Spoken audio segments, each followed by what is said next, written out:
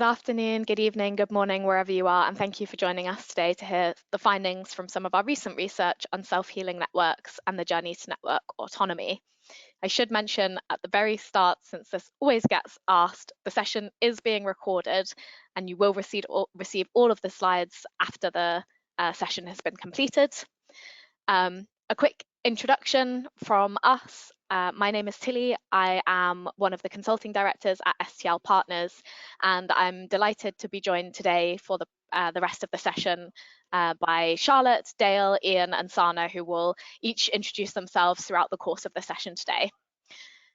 Before we get into the meat of the presentation, let me just say a couple of words about who STL is for anybody that doesn't know us.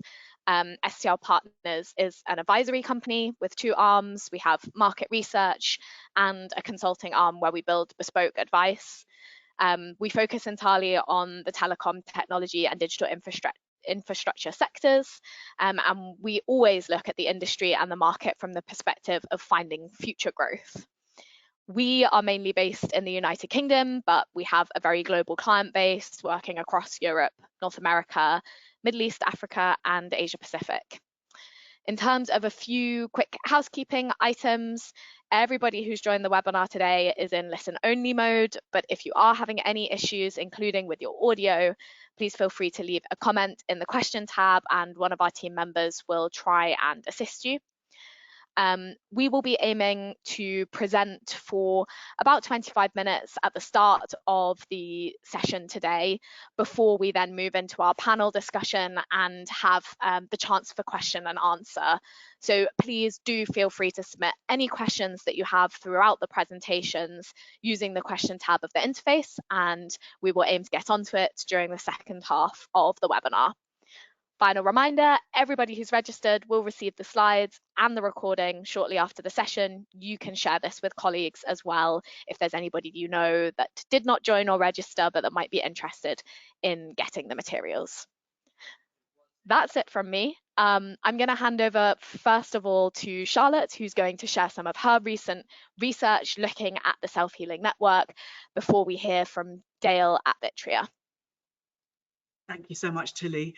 So I am going to go through this piece of research that I wrote last month and look at the moves that a telco will need to make to get to an intelligence architecture.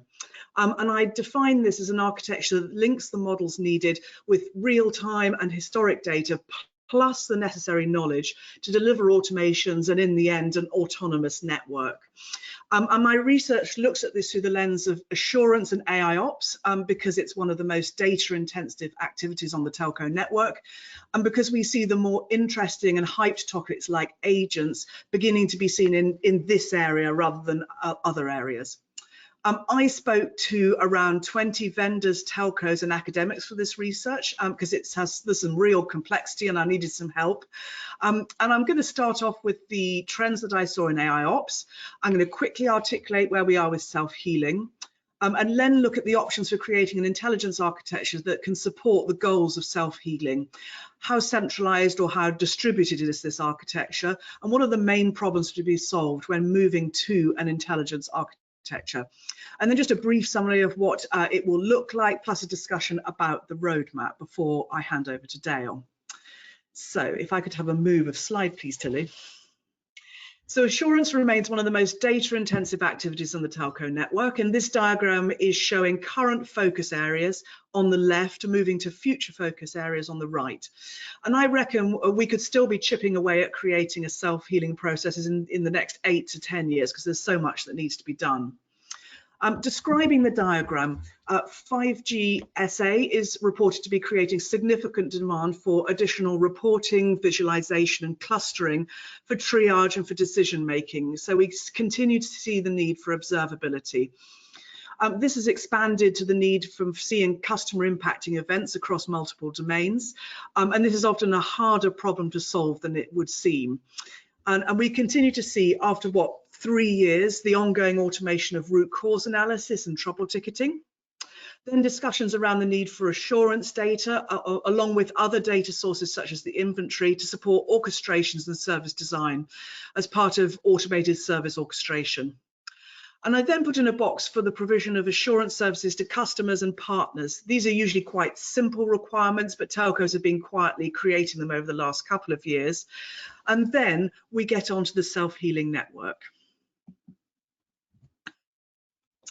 So the journey towards a self-healing network actually started many years ago. One of the research participants said to me, well, you do realize, Charlotte, that there are many problems can be fixed by just turning stuff off and turning them on again. And I thought, well, that's not going to make a super exciting research note. But there is currently a movement towards self-healing, particularly in the cloud. So automated failovers to standby hardware and backup links. And more complicated automations to understand customer problems and create resolutions in the network domain. So we are seeing movement. These rollouts bring up interesting questions such as, is it really possible to run thousands of individual models and closed loops? And, how can we think about architectures that best support this? And this sort of supporting intelligent architecture is shown here as analogous to the human system, essentially. So we need brains at the top, fed by data and analytics, which are, of course, the nervous system. These are sending in. These will the brains will then send instructions to the automations at the hands and the feet, and a closed loop will return information to the brain. But is this conceptual architecture the best way to build an intelligent architecture? When planning out an intelligent architecture, various questions seem to arise. In fact, a lot of questions arise, but one of which is where do we put the intelligence? And there are kind of conceptual options, and I put 3 of them here.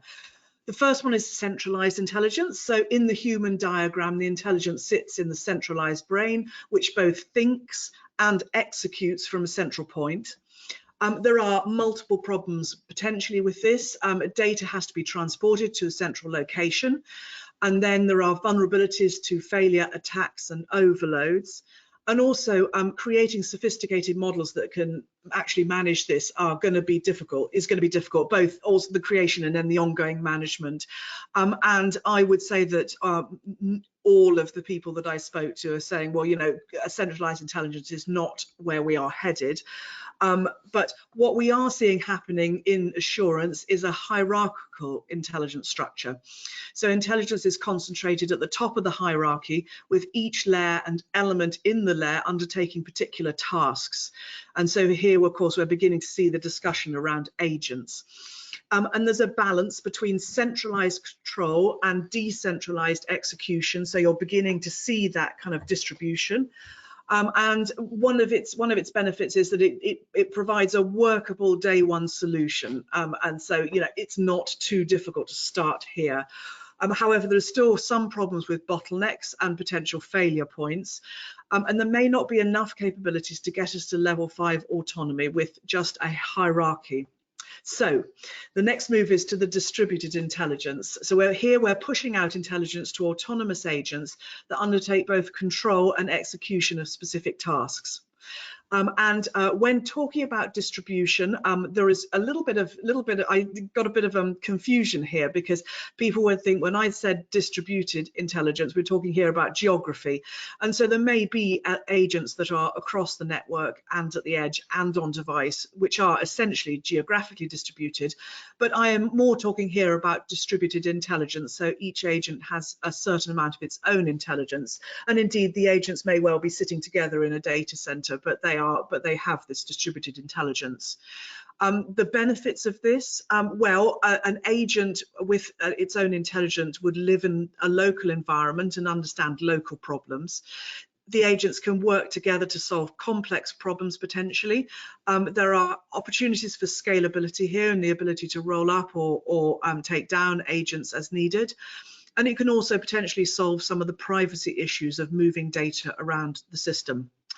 On the downside, it requires extremely complex control, error corrections, and conflict resolution. So there are a lot of problems to be solved. And I would say that, that it still is slightly more academic and beyond what is possible today to do this sort of thing. But as we get towards level 5, my best understanding from speaking to all of these people is that this will be how we will get to level 5 in the end. So if I could ask for a change of slides, up one, please. Oh, okay, not up one then, that one will do. So when looking at how this intelligence architecture is going to manifest, I found myself falling down a hole of complexity. Each time I thought I'd answered a question, there were multiple other questions that appeared. And I ended up putting all of my questions into 6 buckets. I had a bucket for agents, and they seem to have some sort of momentum at the moment as a concept across all verticals, not just telcos, but they are immature, and some of the more distributed architectures have some mind-bending issues to solve. The next bucket is sort of the intelligence bucket, and that has all of the questions that we see today about Gen AI versus machine learning. And my assumption is that there's so much money being pumped into all of these sorts of things that it will hit a usable maturity. But at the moment, the concept of minimum viable intelligence is a useful one. So data, my third bucket, is still an ongoing and complex issue for telcos to solve. Alongside knowledge, a new and pretty immature topic for telcos, but one we are going to have to return to. And then lastly, 2 big picture issues I found. One is how to create a strategy for all of this, and is there return on investment, and then a sustainable pathway. So there seem to be all of these sorts of things going on, an enormous number of questions. And for those of you who are STL clients, could I just say that I've written a second note which digs into all of these 6 areas in quite a lot of detail, and it's just been published. So please do, if you're interested, go and have a look at that. In the meantime, I'd just like to move on to say something more about this intelligence architecture and what it will look like. So this is my picture of, so sorry, up one, please. Can we go backwards? Thank you. So this is my picture of the key elements of a multi-agent system, and I'm going to start from the bottom of the diagram and one of my buckets, which is the knowledge plane. And so here, that's the bottom left, and this is the federation of multiple knowledge stores into what we would call a knowledge plane here. This might be a graph, a vector, or other technology, and this is a topic that Dale will be discussing in more detail in a second. Moving to the right, this is the federation of data, whether it's real time or from historic stores. And one of these stores might be described as the memory of an agent. So it will be collected very locally in the local domain, but it is also possible that there will be multiple other data stores and multiple collectors of data as well involved in the knowledge, in the data plane. Looking at that next middle block in orange, this is where the intelligence and the agents are located. And you have, starting on the left and moving to the right, things will usually start with a question from a human to a co-pilot. If we are talking about simple hierarchical agent systems, then the co-pilot or the agent will send an instruction to the correct agent that it selects, and the agent will undertake a task and send prescriptive instructions to the top layer of the actuators in the diagram. So that's the blue layer at the top. If it's a more complex and distributed agent system, the co-pilot may break down the task acting as a planner, so that's that little piece in the middle there, and send individual elements of the task to different agents. These agents will have more intelligence and will interact with a layer of tools and models that's below them on that orange layer. And so, for example, it may request information from a domain-specific information agent. So the agent that may not know itself where the information is and how to get hold of it, but the information agent, it will interact with the information agent and pull that information through. Once the agent has made a decision, it will send prescriptive instructions to the actuator. So that's moving up and sending instructions to that top layer in blue. The complexity arising from giving the agents a degree of independent intelligence is a topic for a whole other webinar. However, you can see boxes such as the coordinator and error handling, which provide some of the control for the multi-agent system. There is so much complexity here. I believe that the whole journey is going to take at least 10 years. And this complexity is caused by a mix of technological immaturity, technical debt from existing systems, the need for data sources and knowledge, and the excitement of trying to build more intelligent agent systems. So this is going to move through in stages of the journey. And if I could ask for my final slide. So we are well into the early trials of machine learning to do self-healing, and data federation is ongoing and well underway. Co-pilots are beginning to be seen with the highest degree of maturity, typically in the Far East. If you go out to the vendors out there and some of the telcos, you can see them using co-pilots. Then knowledge federation is very much the next step and very nascent currently, one of the reasons why we're going to discuss it next. And a question about whether the reasoning engine can do a lot of the self-healing without anything more complex. I think there is a case for moving to the line below, even though a reasoning engine has been, we do see them in from vendors such as Ericsson, and there's lots out there, but I think that the more complex and dynamic processes that we are going to need will require more complex intelligence.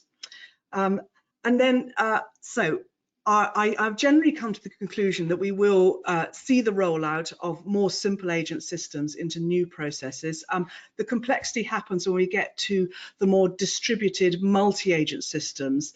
So this is level 4B on the autonomous network model, and a good amount of time away, I think. I have an upcoming research note on the implication of digital twins and agentic systems, which is really interesting. The question is whether we continue towards some large twin of the network, or whether an agent could instantiate a twin for a particular task at a particular time. I'm very interested to know more about that.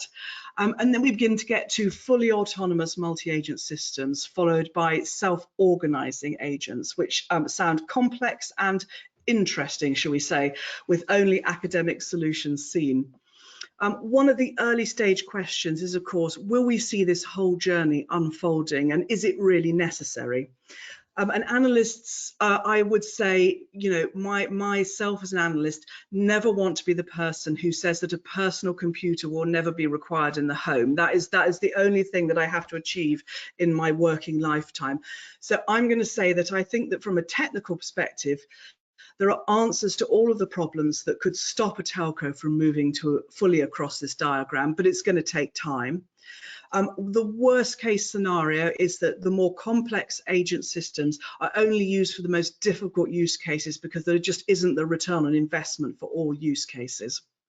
So that is my part of the presentation. And I'd like to now hand over to Dale Skeen, who is CTO of Vitria, who's going to give us a practitioner's view. He is actual boots on the ground, particularly around the main action areas that in my presentation around data and knowledge. So Dale, could I ask you to take it away, please? Happy to, and thanks for the introduction, and thanks the audience for joining us today. So Charlotte, I was very happy to see that you had knowledge in there as part of your intelligence architecture. It's something that is overlooked, not talked about, but we think is an essential part of any intelligence architecture and critical to moving towards self-healing networks and getting a high level autonomy. So with that, I'm going to spend a little time just defining what knowledge is in this case. And what we're talking about is really structured knowledge. Knowledge that is human readable and machine readable and shareable between machines and shareable between humans. It's based on typically something like knowledge graphs, perhaps you've seen them before, or triplets, or a standard called RDF, resource definition format, which is actually an internet standard, but expresses simple concepts. A is connected to B, a class A router has to be connected to a class B router, or even constraints like they have to be bi-connected. So this is an example of knowledge and how it can be formalized and stored and shareable among humans and machines. And examples of that in the telco domain are things like topology relationships, as we mentioned, constraints like bi-connections. It can be also learned and inferred dependencies, not something you have stored specifically in an inventory management system, but something that may be learned by another AI to see that this service, for example, seems to be dependent on this infrastructure based on failure patterns. It can also be diagnostic information, like for this type of failure pattern, we see these are the key symptoms, this tends to be the root cause, and this tends to be the likely fix. Okay? And it can be contextual knowledge, things like about the environment, about where it's located, the facility it's in, the temperature outside. All of these are examples of knowledge that we as humans use to manage these systems, and we need to codify that and put it so that it is learnable and shareable by the systems themselves. So to sort of illustrate this, I'm going to drill down on a particular system, an AI ops platform, which actually we're a vendor of, truth be told. But it's also a system, of course, I've studied and worked on quite a bit. And here, AI ops system is really responsible for monitoring the health of the system. So to do so, ingest all this data from all the multiple layers, from the network layer up to the service layer, and contextual data like maintenance events. It does that to provide observability as to what's going on to humans, but more importantly, to supply the AIs behind the tools to do things like correlating all the faults that are related to a single cause into an incident. And once you have these correlations into incidents, you can do the root cause analysis. Based on that root cause, you can then recommend a likely fix. And then based on that likely fix, you can automate that, okay? And if all goes well, at each step, those recommendations and predictions are correct. But they not necessarily are, so sometimes corrective processes have to be put in place. Often today, they're manual. So I think in this area of this tool, these type of tools, which makes extensive use of AI, we have seen significant progress in the past few years, but still they're not good enough at their predictions and recommendations to be able to achieve a high level of autonomy. So why is that? Okay, next slide. So if you break down the system here that I just talked about, you see over the left-hand side, these are the components of that system. Data streams in from the left-hand side. It passes to the first stage, which is detects an anomaly. It then goes to the next stage where it does the correlation, the next stage which does the root cause analysis, and the next stage which does the fix recommendation. Now, each of these are actually powered by an AI. Each of these AIs are highly specialized and highly trained. They tend to be operated independently though. Their learnings are black box, which means they often cannot explain themselves. So in an architecture like this, all the knowledge is compartmentalized and is black box and not usable and shareable. So if, for example, the likely fix agent here learns something about failure patterns that indicate things should go together a certain way, it cannot communicate that knowledge to the correlation component, the correlation AI, to take advantage of that, okay? But there's another way of doing this, and we'll present that on the next slide, which is to take a knowledge-based approach, where you start with a shared knowledge base, okay, of all of the type of information I just mentioned, okay? And then now the AIs pull from that shared knowledge. So no longer are they individual and are they siloed, but instead they can work together. If a new knowledge or fact is learned, it can put it in that knowledge base and all can benefit from that. So that means that each time you learn a new piece of knowledge, you put in a knowledge base, you have a multiplicative effect that can be shared by these AIs, okay? And because you have the knowledge graph there, what the AIs predict or recommend can also be explained through the knowledge used for reasoning.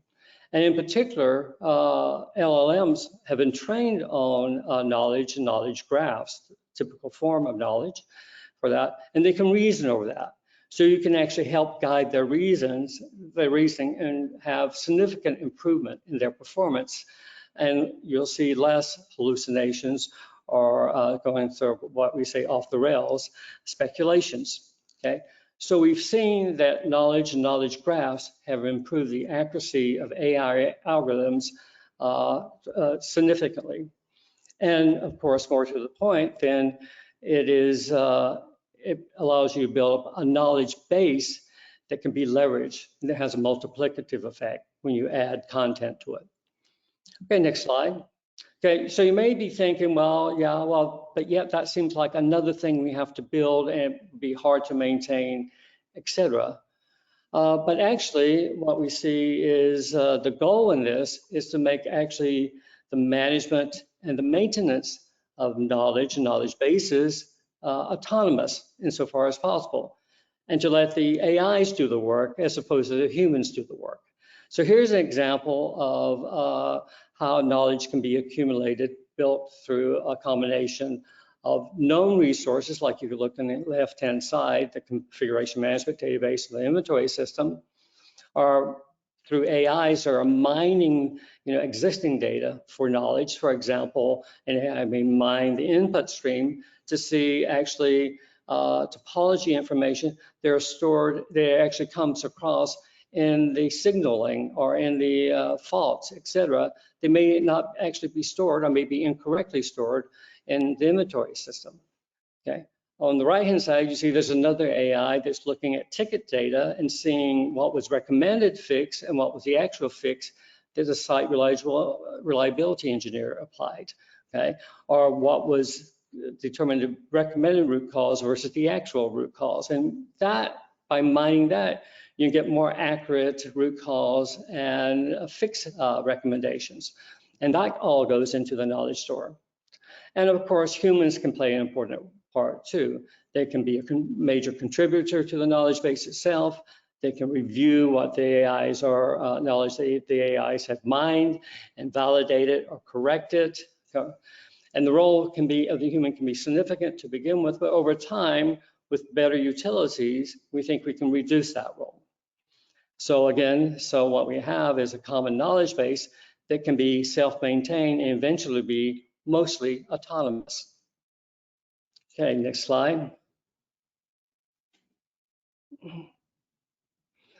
Okay, and so, and what we're talking about is not theory. We've built this into our systems and applied it to a number of our customers. And so, for example, a Fortune 200 cable company had 3,000 metrics and 2,000 fault streams. They were having trouble with their correlations, which meant that downstream redundant work or miswork was being applied. And so we applied the knowledge graph to, especially for the correlations. They were able, as a result of that, they were able to reduce the number of incidences that were identified by 25%. They were able to improve productivity by 20%, and they were able to detect problems earlier and pinpoint them earlier, often minutes before customer impact. So a great win for them. Another Fortune 100 internet service provider who has 30 million subscribers wanted to apply knowledge to for reducing, easing the customer experience and reducing the customer care cost load. So we applied it. What we did with the knowledge was try to use the knowledge to look at incoming calls and link that better to problems known and emergent problems in the networks or maintenance issues that were ongoing. And what they found is that they had resulted in 18% fewer customer support calls. They were able to save 250,000 technician visits per year, which translated into $20 million worth of savings. And for our third customer, they applied this as they were rolling out their new 5G network, and it helped AI ops with knowledge, and AI with knowledge help accelerate the rollout of their 5G network. So hopefully this has been a little bit of an introduction to knowledge and its important role, and we think its critical role in self-healing networks. So with that, I'll turn it back over to you, Tilly. Hi there, Dale, thank you very much. Really appreciated that. Could I ask, please, all panelists to put their cameras on that we can see them in all their lovely, fantastic. And could I please ask the audience, if you have any questions, there is a question functionality on the app, and please could I ask you to be giving us something. We would really like to know what you would like to know, so that we can answer everything that people have today. So Sana, Ian, like to welcome you both onto the panel alongside Dale, and it would be great if you could please introduce yourselves and your role, and perhaps share a little bit about what chimed with you on the presentations today, just to get us going. And I think I might ask ladies first. Sana, if I could hand it over to you. Thank you, Charlotte. So my name is Sana Benjamin. I'm working in Orange Group, Orange Innovation in particular. I am leading a program on the introduction of the integration of AI in Orange Group networks and tools. And recently, I have been also appointed to coordinate an initiative at group level to accelerate this integration and to move faster towards level 4 automation, let's say, and high level of automation with AI embedded. So where we are in our journey, so we have started this journey towards AI integration several years ago, starting with a learning phase where we were understanding the ecosystem, testing AI tooling, having a lot of trials, and also upskilling the teams to build AI use cases. Then, since 2 to 3 years, we have this first level of acceleration, moving towards production, the use cases that we have. So we had several use cases developed in countries or by the group at the group level for countries, with, I would say, with quick wins use cases with high value. And this year we are also trying to move faster, putting things together in the group and trying to go towards some platforming approach to be able to accelerate the replication among the group, which is about 27 countries and a little bit more affiliates. You have a very serious job, Sana. I think that sounds like a terrifying amount of work. Ian, please may I ask you to introduce yourself?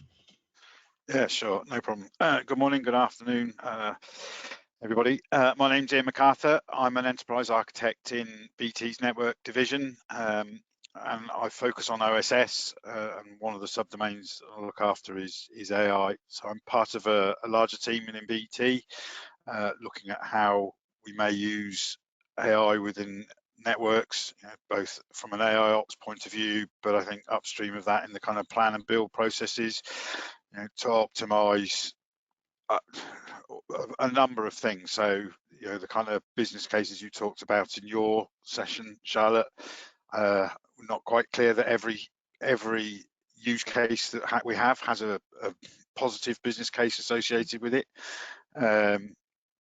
So it's kind of trying to work out, which ones of those we should focus on, where we can get early adopter business value from them, and then a bit like Sana, really, longer term, how do we turn some of this into a platform that we can use across the entire networks organization, with multiple networks. Each has its own priorities at any given point in time, or what they may see as their priorities. So it's kind of trying to work to, as I say, define a common platform where we can get reuse of from the AI and across those use cases. Interesting, yeah. Return on investment. I spend quite a lot of my life making calculations. It is really difficult to see how all of this is going to pan out, as you say, but without a common platform to at least bring down some of the costs. That is great. May I throw my first question at you? And this is to all of you, please. Where are you in the process of creating suitable data for self-healing, and what are your biggest challenges? Okay, do you want me to go? I'll have a go answering that. So BT is obviously quite a large organisation. So I think we're at different parts of networks are probably at different stages of doing that. I think in general, we kind of know what the traditional legacy data sources are. I think Dale showed quite a few of those in his slides. So the sort of fault management, performance management systems, inventory, typically service management systems that run the incident, problem and change type processes. So I think we kind of have a good handle on those. Challenges in getting access to some of that data. I think, as I said, we've got a number of networks, so kind of common nomenclature and a common semantic data model across the whole of networks. We're working on it, but it probably doesn't exist today. So you sit in one meeting with one team and you think you're talking about something and they're talking about something else, which is quite a common challenge for us. I think the other piece is what I'd call non-traditional kind of data sources. So we, vendors' product specs for their routers or 5GSA network functions. Typically, you don't find those in an inventory system today as structured data, but kind of longer term, if your AI or the thought process is if your AI is actually going to kind of make some recommendations for you, it probably needs data that you haven't actually got in an accessible format today. So kind of using things like Gen AI, multimodal IA to translate or extrapolate that data out of those unstructured data sources into, as Dale said, a knowledge base, if that's the term you want to use. Then I think we still have quite a bit of thinking to do in that kind of respect. And then there are other data sources outside of BT. So my background is predominantly mobile. Mobile can be subject to quite a lot of weather conditions. So rain is not good for mobile networks, but then being able to consume that third-party data to work out whether it's having an impact on a particular geography at a particular point in time, in near real time. There's challenges like that I think we will face going forward.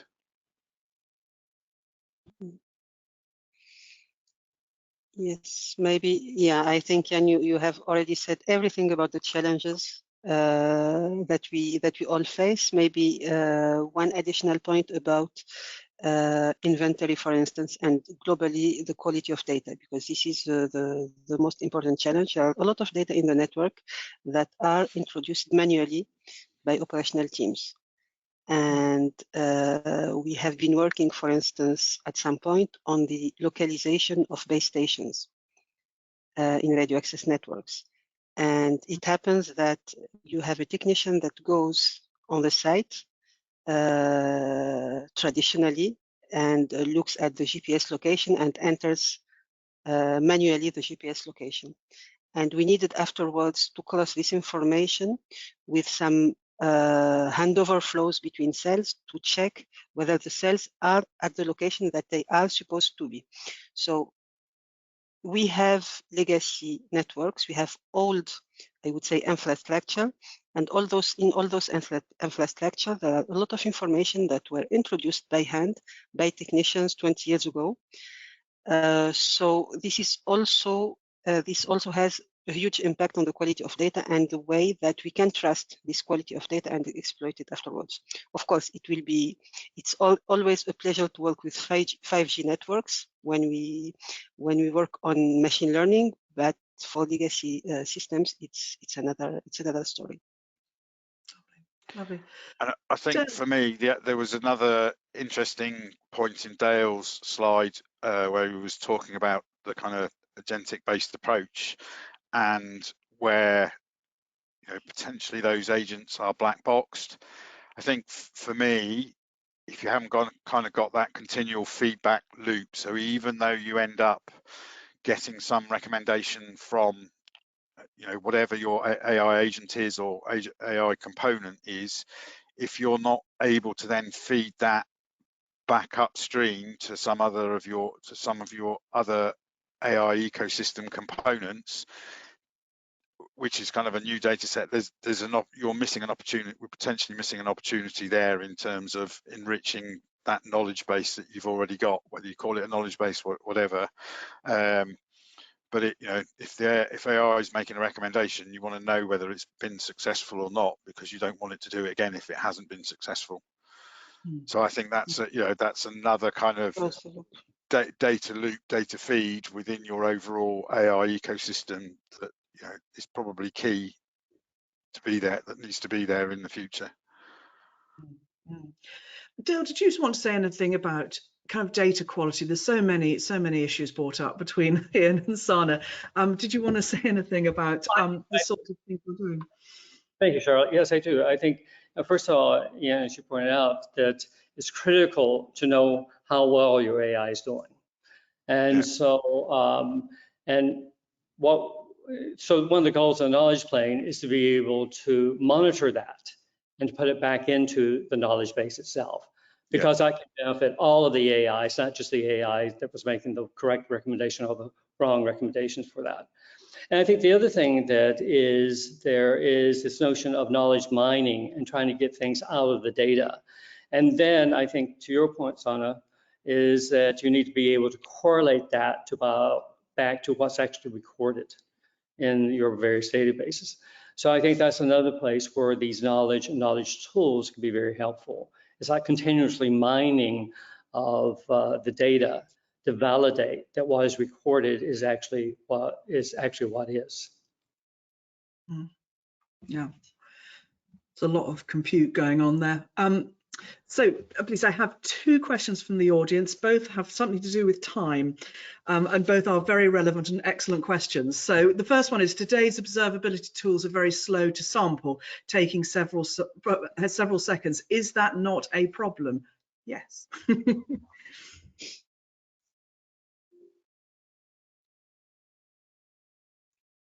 Would you like us to comment on that, Charlotte? Yes. Beyond my yes. Yes, please. That'd be great. Yes. So I would agree with you. I kind of that those levels of latency are probably where we've been for a number of years in certain cases. And yes, to get to those kind of level 4, level 5 autonomous networks, that kind of level of latency, I don't think is acceptable. If you're going to have to, reconfigure a 5G SA core network in order to resolve a customer problem because they're dropping calls or pixelating on their, watching whatever it is they're watching on their mobile phone, seconds is too long. I absolutely agree.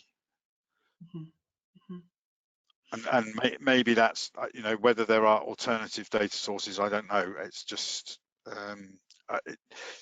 it's certainly found trying to do some of the AI on-prem has given us challenges in terms of being able to stand up compute to do that kind of thing in lower latency. Public cloud, potentially offer some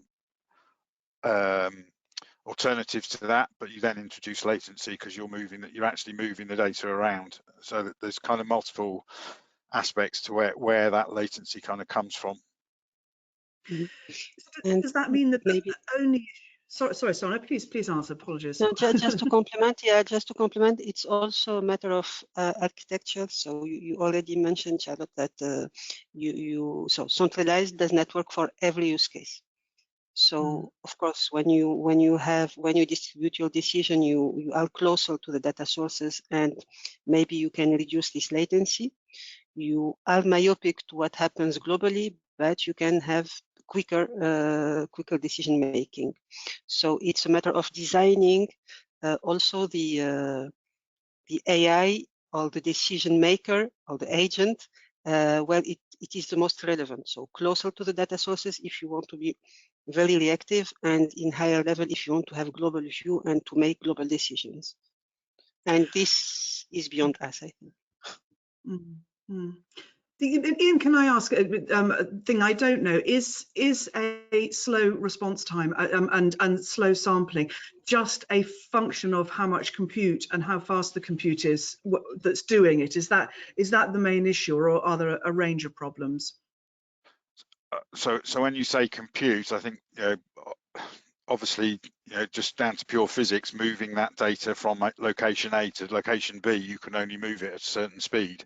So there is a latency, as Sana was saying, in terms of how far away you've got whatever your processing capability is away from that kind of point of data generation. And typically today in some parts of the network, certainly in the mobile world, some of that data is not produced by the network in those kind of timescales. There are certain data sets that I'm aware of where 2 to 3 minutes will be quite nice on network performance data, not getting it for 15 minutes in some cases. So yeah, thank you. Yeah, and sometimes you have too much noise. So sometimes it's not a matter of latency, it's a matter of choosing the good granularity to make the good decisions. For instance, if you look at the cellular network load at second level, you can exploit nothing because you have a lot of noise, and then you need to average somehow to have a significant information. So it's not an easy question. No. Dale, did you wish to add anything? Otherwise, I shall ask this other question. Why don't you go ahead and ask? So the other question on timing, another good one. Do you see issues with the response time of the AI?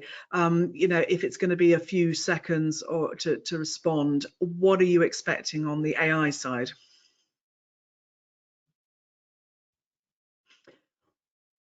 So I guess in terms of actual experience, probably certainly what I've seen, we're probably not that far advanced yet. So we're very heavily focused on Gen AI and co-pilot type activities. So we haven't fully implemented any kind of AI ops use cases in terms of identifying root cause analysis or kind of things like that. So maybe some of the experience isn't there to be able to fully answer that question. I would. Sorry, Sana. Mm-hmm.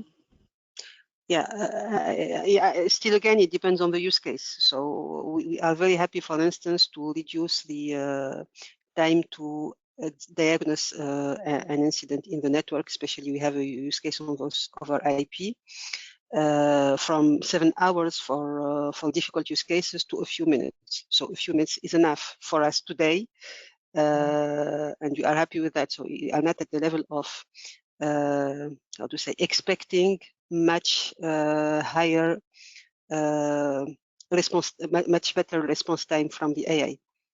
So still again, it depends on the use case and the expectation. And I mean, if you talk about diagnosing a problem and sending a team on the field, 2 minutes or 3 minutes or 10 minutes doesn't matter, I would say. Yeah, and so I think that's an excellent example. You have to match the AI to the problem at hand and the requirements at hand. This is why when I showed the pipeline for AI ops, the first component was anomaly detection. Those are very simple AIs. You're not going to throw an LLM at that point, nor would you want to throw all the data that's coming in at that point of the network to an LLM or to a beefy AI, if you will. What you have to do is first stage is you have to eliminate the noise and reduce the data to the most important, significant signals that you're getting. And then you can pass that downstream to something that has higher level of intelligence, but lower, higher latency as well to make those critical decisions. Cool. Please, I've got a couple of other questions. I've got 10 minutes, so I'm gonna move us on. Root cause analysis is a holy grail, but almost nobody is getting to results on time. How will that be improved? Dale, I suspect you might know something about improving root cause analysis. Yeah, I'll let the other members go first. Yeah, what we are exploring today, what we are exploring, testing, and working on seriously is graph modeling because of the network. So it's I think it was the answer that were expected, because we believe that I mean, when you model your network as a graph and you put on it a description, so the ontologies to describe the interactions between the nodes and your topology itself, and enrich it and make it live and up to date, you can very immediately understand what are the relationships, and without doing, I would say, advanced, even without having advanced machine learning algorithm on the top of it, only with graph analytics, you can reach a good level of root cause analysis. Interesting. Yeah, I would agree with Yeah. that. The more that you can add into that, what we would call the knowledge model, the better off you are with analysis. Now, there's a couple observations there is you don't necessarily have to get the root cause right, you have to get the fix right. And sometimes you, as you said, simple fixes, reboot. It's not the answer to everything. Yeah. If the problem seems to be simple and localized, you can do that without trying to perhaps diagnose the root cause. Only if that is a recurring problem do you then go and spend the extra compute effort to do that analysis. But I think, again, this is where knowledge, being able to mine what people actually do, trying to get the knowledge out of the fix agents' heads, probably indirectly through their actions, not through what they say or do or write, is one of the critical ways of proceeding. Mm-hmm. Lovely. Next question. What are the initial use cases with the highest value that operators like Orange and BT are addressing? I'll let you start, Jan. Do you want to go, Sana, or do you want me to go? So from a BT perspective, as I said earlier on, very focused on kind of Copilot, Gen AI type use cases at this point in time. So looking at how we can extract structured data out of kind of digitized unstructured data. So we have a lot of data sources around things like contracts, leases, etc. for some of our access network sites. And rather than kind of have people sat there trying to read through each of those and then extract that data, using Gen AI to kind of digitize that seems to be a very quick win. We've got multiple instances of that across BT. I think looking at achieving that kind of thing. From an AI ops point of view, root cause analysis, as you've just said, we're in the early stages of kind of testing out how effective that is. But kind of as Dale said, mean time to fix, and improving that is kind of what we're aiming for. So I get working out what the business case is a challenge, because what you're actually doing is looking to improve customer experience, and then so being able to say we fixed this 5 minutes quicker or an hour quicker than we could have done. Yes, you may get positive sentiment on social media, but how does that then translate into reduce customer churn or whatever? It's not going to happen overnight. It's going to take a while for that kind of those use cases and those benefits to then materialize in what you're seeing as an organization. So it's a very difficult one, the business case type construction, I think.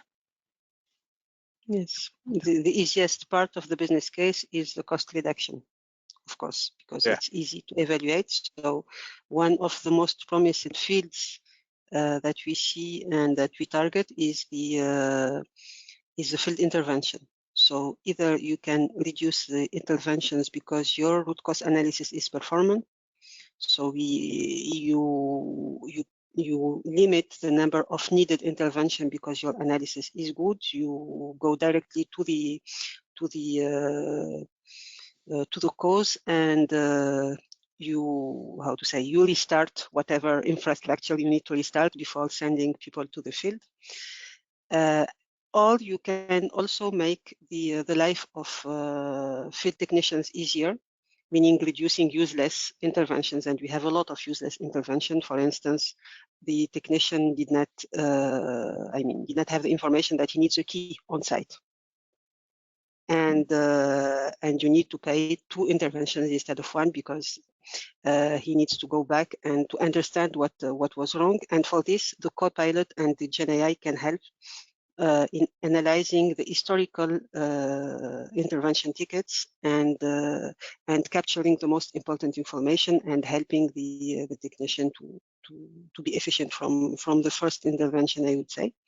I mean, the key is an example, but there are a lot of information that can be brought to the technician to help him to be efficient in his intervention. Lovely. So we have 4 minutes and 3 questions. So this is going to, I'm going to try and very quickly answer the next one because of my research. It says, what challenges are encountered typically to move from level 2 to level 4 in terms of knowledge, data, processes, and people? And is there a certain starting point? So in my second research note for STL, I kind of tried to set this out because it is really complicated. And I would say the most important day one areas are data and knowledge and starting the journey to building the knowledge particularly. And then I would say, I mean, there are lots of other challenges around intelligence and building agents and so forth. And I would say that most of those, that activity will be done by parties outside of the telco and will be imported at a slightly later date. So knowledge and data for me are the 2 things that should be focused areas as the starting point. My next question, what level of FTE or cost reduction are you seeing at the moment in as the result of rolling out the autonomous networks, and what is typical payback period? Boy, oh guys, do you have those figures? Anybody have those figures on their fingertips? No, not that far advanced. I will have a little go and say that I have a theoretical model for this. In terms of a fully autonomous network and doing absolutely everything from level 1 to level 5, I have for my typical telco in my mind of 15 billion in revenues a year. I have something like 800 million of total savings.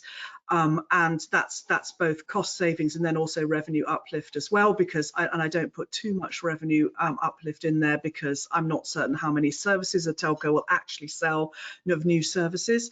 And then if you divide those up between, I would say 2/3 of that 800 to 900 million are for level 1s to 3, and then the other third is for level 4 and 5. So it's a really interesting question as to what the payback periods and return on investments are for level 4 and 5, because when I try to do calculations, I don't always see as much money as perhaps one would like to.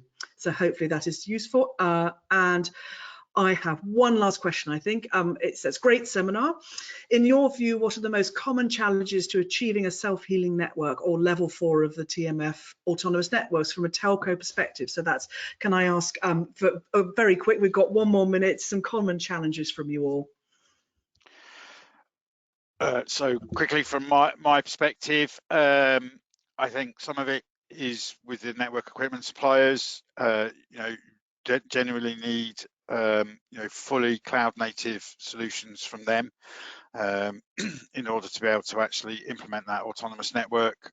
Certainly some of the suppliers I've come across, it's not quite the same way, so or they haven't quite delivered those capabilities yet. They're not don't have a full cloud native capability, so being able to switch things on and off quickly is not entirely possible at this point in time. So there's an element there, I think. Mm-hmm.